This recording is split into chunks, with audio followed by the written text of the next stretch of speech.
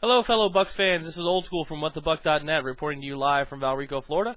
Wanted to drop a couple of pieces of information on you today. I haven't been on the YouTube channel for a little while, but I wanted to remind you that we will be having our Texans pregame show tonight, Thursday at 7 o'clock p.m. at www.whatthebuck.net. We're going to be covering the final game of the preseason. Obviously, the most important thing for us is kind of evaluating those last bubble players, and we'll talk about who some of those guys are. Many of you saw that Paris Warren was cut in the first round of cuts. And that's a bit of a shock to some people, but based on what Paris was able to do this preseason, it wasn't really a shock to anyone on the What the Buck staff. We hope he does well. He's a good kid. It sucks he had the bad injury last year, but he was never really able to perform this year to the level he had last year. Maybe he needs a year of development somewhere else to get that ankle back up, get that leg back in shape, or whatever the case may be. We wish him well, and we hope he's able to rebound and catch on somewhere and do well elsewhere. We still have plenty of people that can be cut without us losing any sleep over it, but there are going to be some hard cuts as we get closer down to the limit. And this fourth game of the preseason is going to give us hopefully the information we need to make those decisions. One decision was made easier by Bruce Allen pulling off another little trick by getting Marcus Douglas traded to the Ravens in exchange for a couple of late-round draft picks. Apparently, we'll still have to pony up $800,000 of his salary since we had signed up for that, and it's a roster bonus. But this is someone who we feel we're going to cut anyway. So it was one of those situations where we got something for nothing.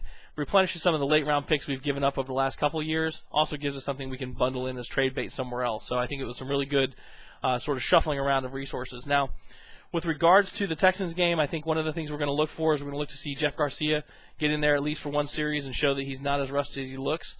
You can always depend on the local media down here to throw out some crap. And in this particular case, Roy Cummings, who's no stranger to producing crap, in my opinion, fired off a couple of interesting tidbits, and by interesting I mean not interesting at all and relatively stupid, in an article that was syndicated today. There were 5 points to pay attention to. The first one was around Aqib Talib. He comments that Talib's had a good camp, but he needs to look over his shoulder at Albert Mack and Eugene Wilson. Albert Mack has had an excellent preseason. He's come on strong and he's playing well, but he's in no way showing the capability that Aqib Talib has shown or the athleticism that Aqib Talib has shown.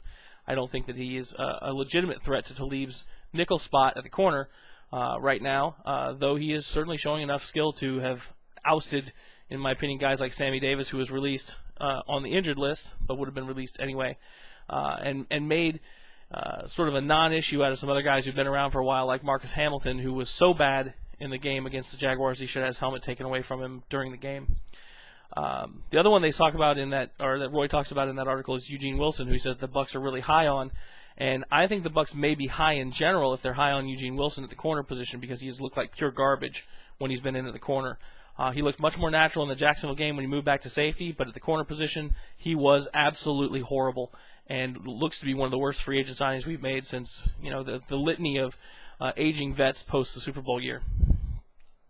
Talks about the QB challenge. Now, I knew at the game when Garcia looked rusty and Greasy came in and looked efficient that there were journalists all over Tampa with the finger on the mouse button ready to click send on that article. They've already written about the QB controversy and that Greasy should start because in Tampa, and I don't know if it's like this way in other cities, but here we are so quick to get rid of our starting quarterback, it's painful. Right? His comments were that the Bucs have shown no commitment to Jeff Garcia, I assume alluding to the fact that they didn't give him the $1 million bonus, and that they were indicted as courting Brett Favre, despite the fact that Bruce Allen says we never even made an offer.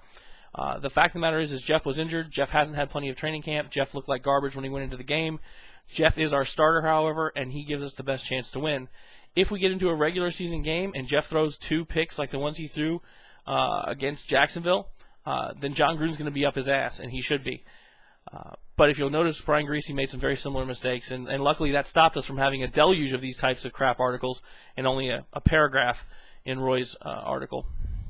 The line effectiveness, he does talk about Jeremy Zuda, and Zuda did well. He didn't do great, but he looked a lot like Aaron Sears looked last year, which is the way a rookie guard is going to look, especially against one of the better lines in the league. In fact, that's the other reason why the line didn't look as good as it has in the 2 weeks prior. They were playing the Jaguars front 7 for 3 quarters, guys. There's a reason the Jags have a good defense, and it starts with their front 4, and their linebackers are efficient. So we'll be able to see how that line looks against Mario Williams and his line mates this week in Texas if they play. But Jeremy Zuda has held up well. I think he's going to serve well until Davin gets better, and we hope he does get better quickly. The last point that I want to mention here is there was a note about Michael Bennett and calling him Mr. August, which is certainly fine, an homage to Ernest Graham's title of the past. Michael Bennett's had a phenomenal preseason. Michael Bennett looked good when he got in last year. The big problem was him learning the playbook well enough to pick up the blitzes. It does look as though that has sunk in. He's playing instinctively. He's playing fast. There's not a running back that we've seen in preseason with leg action like what Michael Bennett has. And for some reason, he's still listed behind Warrick Dunn. And I love Warrick Dunn, but there's no way, in my opinion, Warrick Dunn should be listed ahead of Michael Bennett in this offense right now. Michael Bennett is going to have to get playing time, and the coaching staff's going to have to find a way to get him playing time. So, again, tune in tonight, 7 o'clock at whatthebuck.net. We're going to talk about this game and go into more detail about what we're looking for. We're also going to talk about sort of the roster bubble people and what we're going to see on the 30th with the cuts.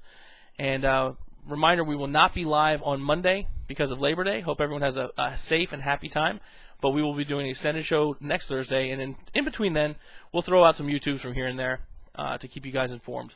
So hopefully this was useful. Take care, and I'll see you guys tonight on the show.